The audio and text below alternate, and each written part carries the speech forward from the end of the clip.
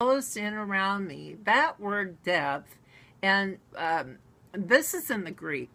This definition is in the Hebrew, excuse me, means to destroy, to make great noise, to discomfort, to be in a stir, and to be disquieted. Yeah, that is exactly what happens in your mind and in your soul, in your spirit, when when you're not walking where He's told you to walk.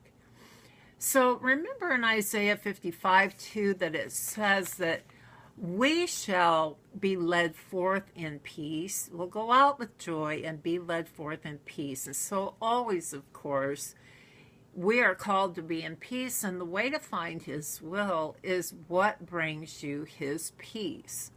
All right. Now, let's look at that, the definitions of that word or the definitions for the word confusion.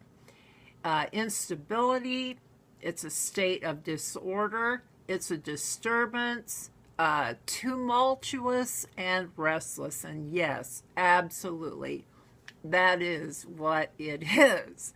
So we know not whither we go when we're not walking in the light. Now I want to look for just a second at that word know. You know not whither you go when you're walking in the darkness. That word know in the Greek means this. And see, this is all in depth, isn't it? I mean, we can just read these things and not do the study and not get very much out of it. To know means this: to see, to behold. So when God speaks, we need to see it, we need to behold it, and we could do a study on that word behold too, because it means a very specific thing. To perceive, to discern it, to discover it. Oh, this just gets so good. I love word study. To ascertain what must be done. Get that? To ascertain what must be done. Yeah. To inspect, to examine, and get this, to have an interview. I love that. To have an interview with it, to visit it, to get knowledge of, or to understand. So that pretty much is that, but it's so true, and how important it's going to be to your walk. You know, in my walk with the Lord, it's a step-by-step thing. It really is. And if you're really looking to seriously follow Him, you know, Jesus spoke to so many people in the scriptures. So many people said, oh, you know, we want to follow you, Jesus. Do you know how many times He said, you better count the cost? You know, the disciples, when they said, the mother came and said, you know, I want my sons to be seated next to you. And Jesus said, can they drink the cup that I'm going to drink from? You see, it's a walk. It is a setting of yourself completely and wholly apart unto Him.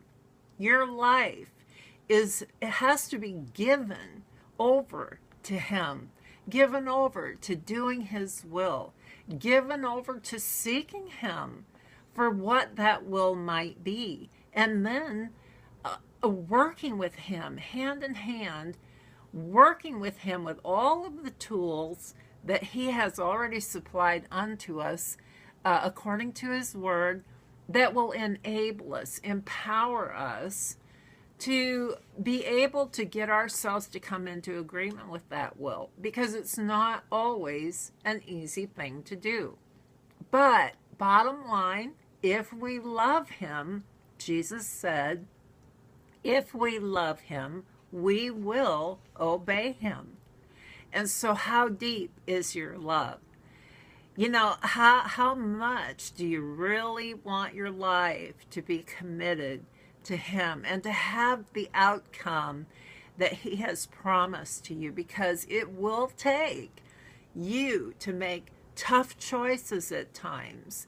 It will take you to set yourself aside for that purpose and not to be waylaid by anybody, by anything. And believe me and trust me, temptations will come and so on and so on. And we could go down that road, but I want to get back to something else right now. I want to look at the scriptures in Mark 4, 1 through 9, and you're also familiar with these, I'm sure. And these are the scriptures that speak about the different types of ground. Mark 4, 1 through 9. And the ground, of course, in the scripture, in the New Testament, refers to our heart. Okay, and so this is talking here. We'll just read this. He began to teach by the seaside, and there was a gathering unto him, a great multitude, and he entered into a ship and sat in the sea. And the whole multitude was by the sea on the land. And he taught them many things by parables, and said unto them in his doctrine, Hearken, behold, there went out a sower to sow, and it came to pass, as he sowed, some fell by the wayside, and the fowls of the air came and devoured it. Now, in another chapter where this story is, it says that this happened because there was no understanding of the word. You know, let me just turn. Let's change. Let's switch here. Go to Matthew.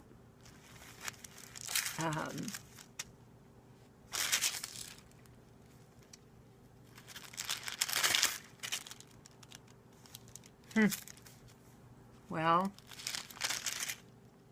okay. Matthew 13. I'm so sorry. Yes, Matthew 13.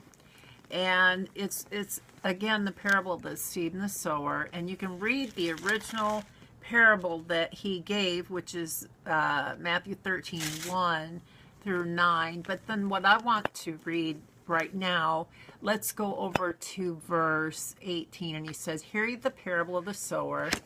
When anyone hears the word of the kingdom and understands it not, then cometh the wicked one and catches away that which was sown in his heart. See, that's what happened to Jack Hayford. That's what's happened to me. That's what happens to every believer who hears the word from God and just doesn't immediately come into agreement with it and walk in it right away. I mean, hopefully you'll find a day when you come back and you agree with it and you get on with it, because otherwise you're going to live in that place where Jonah was at, where it's stuff wrapped around your head and you're not doing so hot. It's not a good place to be in, trust me. But here, they didn't understand it. And remember what we just read, that you know not whether you go in the darkness. You know not. You don't perceive. You don't understand. Well, the only reason you're in darkness is because you didn't understand what was spoken in the light. Okay, you didn't perceive it. You didn't comprehend it. You didn't ascertain as to what must be done. And so then, when that happens, it says here that when you don't have understanding when the word comes, then cometh the wicked one and catches away that which was sown in the heart. That is he who received by the wayside. And that can happen to us. And so I wanted to look at that just really quick because of that. And I want to go back to this definition of knowing once more. And I really found this interesting because in the second part of this definition of the word know in the Greek, I love this. Listen to this. Knowledge grounded on personal experience. Oh my goodness, how rich is that? This is a knowing that's grounded on personal experience. When you're walking with God and you really do get to know his voice and you begin to really follow him, like I said, step by step by step, you're totally dependent on him to direct your paths. That is knowledge that's going to get grounded in personal experience. And the more you walk, the more you hear his voice, the better you'll hear his voice, the easier it will become, hopefully. It should be for you to hear, to obey, to hear, to obey, and to obey quickly. All right? And the next part of the definition is to see with the mind's eye. It signifies a clear and purely mental perception. Well, to see with the mind's eye, and it signifies a clear and purely mental. Well, we do have that purely mental perception, but it takes more than that. Once we mentally perceive of what God has spoken to us, then it takes what? Our choosing his will. Okay, you have to choose it, and then you have to turn yourself to begin to posture yourself, position yourself to actually walk in what he has spoken to you. Big difference between mental assent and positioning yourself to walk. I remember I have such a fantastic story in my life of when the Lord first called me, and I was working for a pastor, and I knew that God was speaking to me. I felt like he was, to leave that job, that he was trying to move me into this next new beginning in my life, which was his calling. And that calling had just only been vaguely revealed to me at that time. And I was working for the pastor, and I knew that I needed to leave, but I wanted to make sure that it was really God speaking it to me before I just up and left, because this was a powerful position for me in the way that he was such a spiritual influence in my life. I didn't want to leave prematurely. So I was sitting at my desk one day, and the Lord spoke to me. I heard him so clearly, and he said, Ginger, knock on pastor's door. Well, you just didn't knock on pastor's door. Nobody knocked on pastor's door. And he spoke it to me again. And I thought, Lord, I can't do that. He spoke it to me again. So the third time I thought, you know what? I'm knocking on the door. I went and knocked on his door. And he called me to come in, and he said, sit down. I sat down. He said, Ginger, you knocked for a reason, and it was the Lord's voice that you were hearing. And I said, well, how do you know that? And he was such a spiritually attuned man. And he said, because I needed to speak with you. And he said, I told the Lord a few weeks ago, because he had been laying it on my heart, that it's time for you to move on, because he needs to take you to this new beginning. And I thought, you've got to be kidding me. Are you kidding me? You see how God works? Well, you know what I did?